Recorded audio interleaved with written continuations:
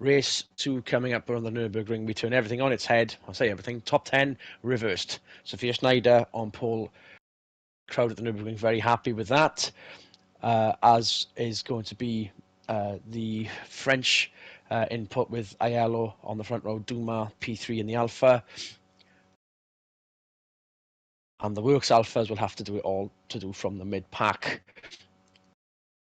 Reports then, with Swinney alongside me, close ties with Anthony Ingram, of course, managing Anthony Ingram, that Volvo have confirmed that it's no change there either. We've been talking about these throughout race 1.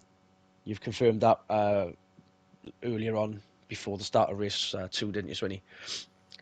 Yeah, absolutely. Goes back to what I was saying earlier in race 1, is that it's good for teams to have consistency, and even if drivers don't necessarily have the best years in terms of race results, it's still worth keeping them on, because then they become that much more embedded with their race engineers, with their crew, so on and so forth. You just, all the moving parts just get to move that little bit nicer because you've got a degree of familiarity there. So Volvo keeping those two drivers, that's smart as far as I'm concerned. Yeah, didn't declare it, but they knew what they got into early on was good. The fact that in Ekstrom, they're tried and trusted. Ingram might have been the gamble, but that's paid off as well. They've both got a win in, at least so far. Negotiations with Interlagos is that they're expecting to have at least one Brazilian driver next season. Who that might be, though, and what car that might be in, we shall wait and see, as we will wait and see for what happens when the lights go out here, and let's see if Alpha can fly through the field to cement the Manufacturers' Championship. Off they go, and obviously wide open space at the start. Duma already up to second, and you can see Wittmann already up to fifth. There she is. Fourth, okay. No, fifth. Ingram say no. Yeah, Ingram just sent that Volvo up the inside and let it roll through the apex, allowed Aiello back through, so Wittmann with a good start, but not quite as good as it could have been. Ingram, that's not the preferred line, mate. Fisichella was just as good as well, mind. We kind of expected one of them to sort of capitulate at the start, as we've seen so many other teams do in the past, but those Alphas are going to be lightning off the line. Kubica, pretty good off the line as well, into the top 10 ahead of Nico Wirtz. Familiar face in scraping into the top 10. And the two Hondas in suit. High-speed traffic jam continues into the sunset. We go. 13 laps coming up. Yeah, all the rear-wheel drive cars made positions on the start there, surprising absolutely nobody. Aiello already on that early race charge. There we go. Like he did last time round, he's scything his way through the traffic on the first couple of laps, so clearly this car has got really good short-run speed. Flies off the line And in all that distraction, it is a BMW 1-2 with the people's expected favourite out front, Jamie Webber, the defending champion. Title defence stunted, but let's see if they can make up for that. If Alpha already, the fact that they're 6th and 7th, it makes BMW's campaign look a little less good. Yeah, BMW had a solid year. They've been sort of just consistently getting in top 10 finishes, but shockingly enough, only Webber has won a race so far this year. We need to go back to Duma. We need to go back to Duma because it looks as if he's punted Ingram off wide. Ingram's still ahead of the two Alphas, but let's go back to that, because all I saw was Duma parked on the exit of Howell Harkin turn 1 in the Mercedes arena. There he goes. Oh, he sent it a bit too hard, pushed Ingram wide, allowed Wittmann to get through. Yeah, we've seen that happen countless times at turn 1 here in all forms of racing. And that means Alpha 5th and 6th. Yeah, they're moving on up the order. And obviously with Dumas' impatience, shall we say, it's inadvertently allowed the privateers to sort of, the manufacturers to just sort of let them by, get them ahead of the DHL car for conspiracy theory's sake. That's all we can say for the time being. Yeah, I mean, if you want Kubica's to add to the conspiracy theorist, he didn't quite shove the Volvo out the way fully, but, you know. And here goes Aiello. but Aiello. Second place, round the outside. He saw what Where Ingram did. has this been? This bit too little, too late. Do you reckon? I mean, Championship-wise, possibly, but this is essentially what we saw Aiello do last race, where he had incredible amounts of speed for the first few laps, and we'll have to see if he stalls out again or whether he just takes the lead off of Schneider, which I fear may be Renault inevitable here, power, okay, and the fastest lap. and the fastest lap down the inside for Howharken turn 1. Into the lead, Renault go almost for a Schneider change. on the brakes. We know the BMW is We've good seen with its that before, brakes, but not quite good enough. and that might have silenced the Mercedes arena full of BMW fans. Read into that what you will. Or got some boos at least. Either way, it'll be interesting to see if Aiello can now build a gap and just take off into the lead from the two Beamers, or whether he will have to defend from them and stalls out again, kind of like he did last race. We've not like in recent seasons we've lent on the tyre formula, or the actual the way that Michelin have Goodyear have developed these tyres. Michelin in Europe, of course, slightly differently to the previous seasons. So I don't think there's too much of a floor it and wear them out quicker, or manage them and gain ground later. It's been less of that. Gashu up to 10th. Yeah, he just got himself around Wirtz, going around the outside. He's got a run on Momentum on Kubica here. Kubica. Kubica's done well. Got himself up to 9th place. He's now looking at potentially privateer win honours with Dumas there, but Gasho decides to disrupt that party, kind of. Kubica still gets that back, and echoes of the other Renault on BMW overtake earlier on, but Gasho goes wide, Wirtz down the inside of Coca-Cola. Gasho getting the momentum back, so to speak, but I think it's too little too late for this particular lap. I almost was the fastest lap there. Kubica guarding the inside before Howharken, but Wirtz is going to get down the inside first by the looks of it. Sends it. Down he the gives inside. It a go. They're Momentum now on too Gasho wide. for the outside. Oh, chops his nose off. It was a good attempt by Wirtz, but didn't quite make it stick. Meanwhile, Ekstrom is having a fight with a Honda here in Jason Thompson. Tomo's just not had the kind of race he wants this, or the round that he wants this time out.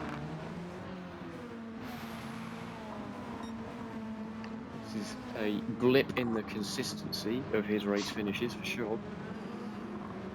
Outside the top 10. Potentially gaining 17 points. Sorry, 19 points. 10th in the championship, having fallen back from 7th in previous rounds. Battle with Nicky Lammers for that particular position. Still the leading rookie though. Wirtz and Thompson, in case you can. The other important thing here is going to be the manufacturer's battle that is between Honda and Volvo at the minute. Those two have got themselves into a little entrenched squabble. At the moment, this is kind of going Volvo's way, despite Ekstrom being there in 13th. Yeah, that's potentially going to be the change for position. Honda currently, well, 4th before the weekend, and about to lose it, about to have a 14-point loss to Volvo. Especially with Ekstrom's podium and Ingram up in the top 5 currently.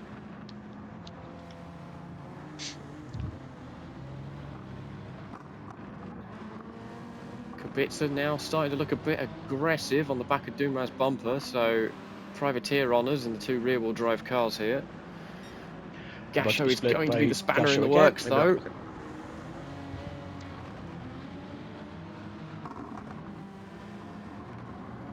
Nothing doing just yet, though. Meanwhile, Aiello is just gone.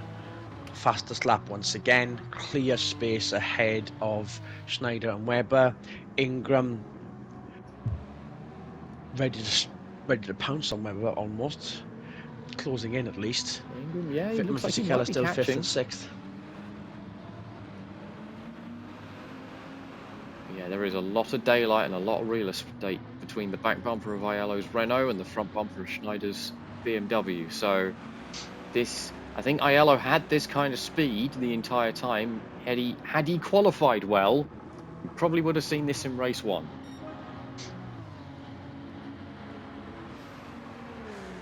Fisichella for an alternate 9, not to gain on Vittman in the slipstream. This might have been the strategy all along. If Fisichella gets ahead in race 1, it means in the reverse grid, Vittman's ahead for race 2, and that is how it should be for the team's perspective. That's entirely possible. Fisichella understands how much of a battle he's got if he's going to beat Vittman to the championship.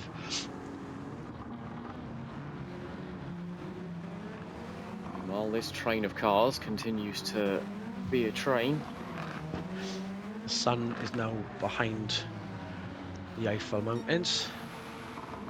Yeah, there's a decent bit of cloud cover has come in. I don't know whether those clouds are going to start leaking. Oh yes, good point.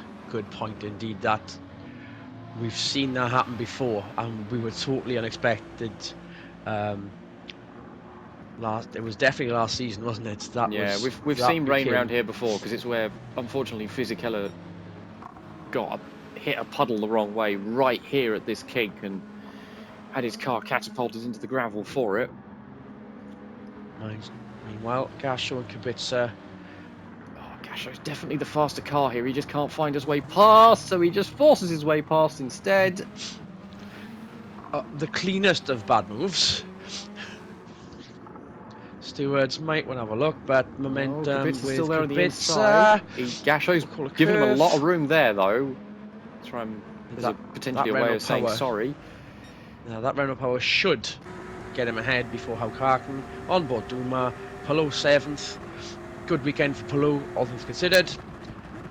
Gasho definitely had a Kubica. You know what I said about the clouds leaking? Those clouds. I'm seeing windscreen wipers moving. Well, slick tyres for everyone. I wonder. Yeah, I don't know if this rain's going to be enough to warrant pit stops and whatnot. Gasho now falling back after that move. He somehow lost the move back to Kubica, and now he's got verts all over the back of him.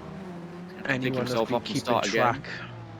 Anyone that's kept track of Formula 1 races, or even Nurburgring 24 hours aside, the weather can be a lottery. So right now, you'd be thinking, okay, in for wets, but just give it 10 seconds. See what happens. Yeah, it's not raining that hard.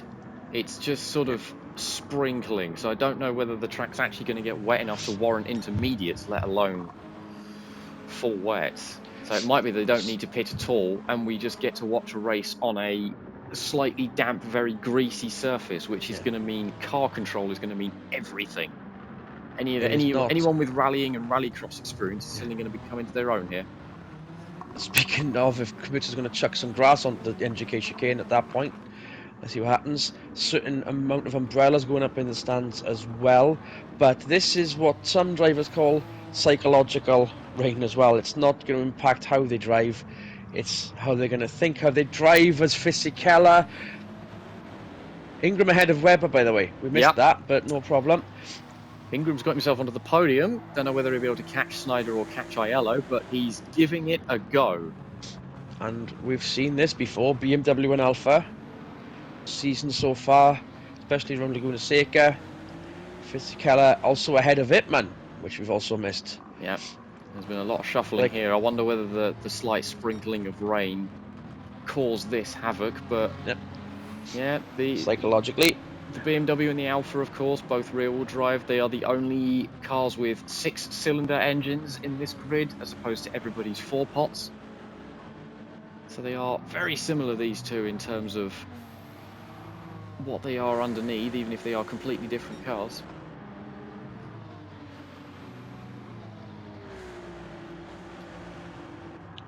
As the front runners have gone from the midfield.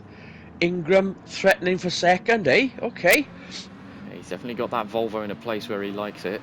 And we know Ingram actually likes the rain and the wet weather. He finds it a really fun challenge.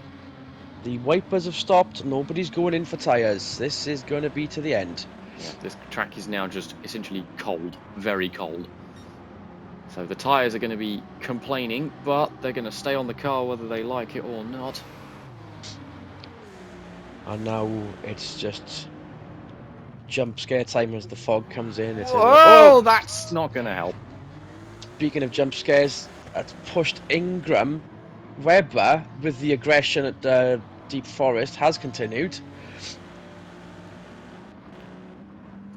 Ingram managed to Harshest of moves. get himself into 6th, so the spin wasn't the biggest disaster, but there goes a podium, which is unfortunate, because that could have been both Volvos having a podium in both races, but not to be. The shame. BMW says no. I was about to say that the fog has sort of brought the horror game, horror film vibe, and there goes Webber playing Psycho.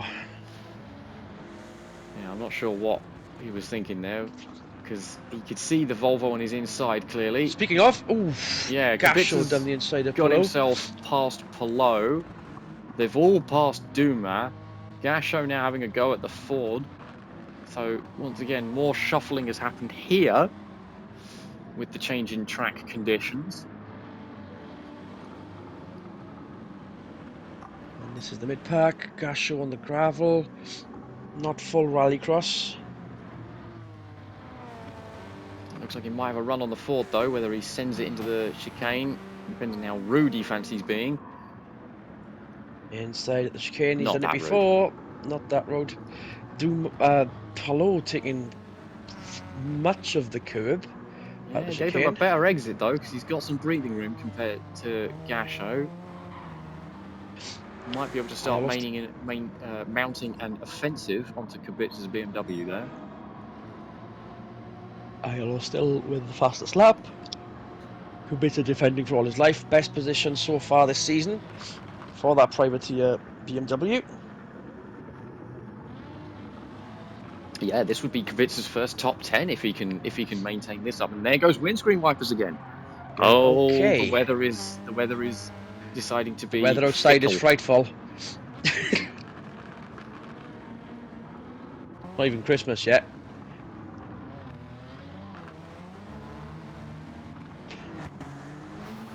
It's definitely doing the light spitting sprinkling thing that just makes a track greasy to drive on rather than anything concrete one way or the other, dry or wet.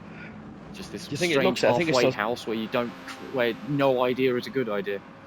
I still think it's just psychological. I don't think the track, does the track look it? No, but it'll be cold, and as I say, there will be slight damp patches which will mess with the drivers. Ingram still within vision of the top 5. Yeah, you can see the two Alphas. I don't know whether he's going to have enough laps to get back up to the back bumper of Webber, though, and rectify that situation.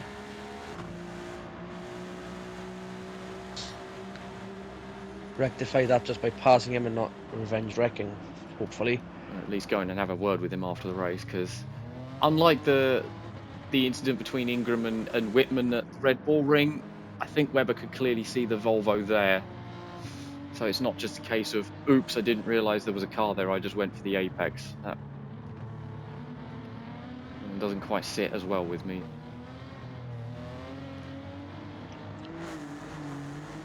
I mean, the fans perhaps aren't seeing that way either, unfortunately. BMW driver, of course, is going to be a slight bias there. We'll have to look at that later too. Aiello still leads, but Schneider is now closing in. There was a definite gap on the track map halfway through this race, but we're closing in. 2.5 to go. Yeah, it is as we saw in race 1. Aiello has insane amounts of speed at the start of the race. I wonder whether they've got a very aggressive setup on the front of the car, which means the tyres get burnt out, because he's definitely not going as quick now that he was 10 laps ago. Schneider is just slowly reeling him in. Can she get her first win of the season?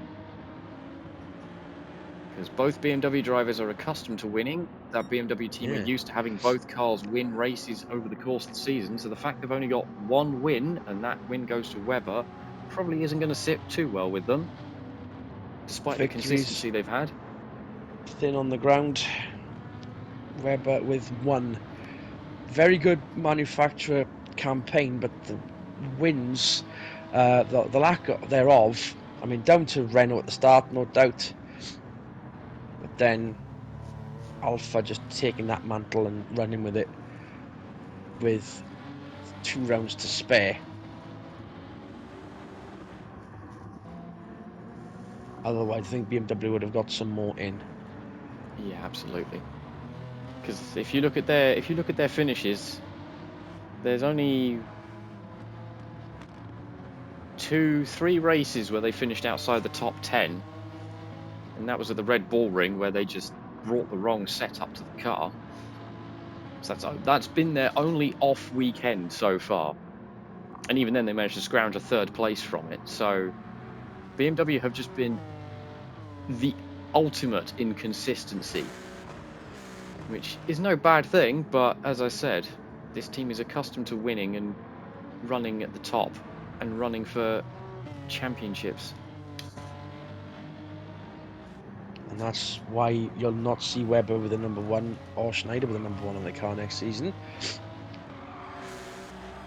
Mathematically so still, but with 2 rounds to go, it's not looking promising, especially if you see 2 Alphas in the same shot as well, which we just did. Lap to go. Aiello still leads. Aiello still with the fastest lap. No one eclipsing that yet. Even the mid-pack might not be even getting close to that by the looks of it. I don't know And if they're that still... fastest lap will be touchable at that point, thanks to the rain sprinkles. The track will just not be as quick as it once was. My misunderstanding for the sunset, it was actually the weather coming in. The sun is definitely back, drying the track up as we speak. Definitely visible there. There's much drier since that shower we had. Top 3 in the same shot. Schneider's closing in. I don't think she's going to get close enough to really challenge for this lead, unfortunately, unless she has the biggest of big sends into the chicane.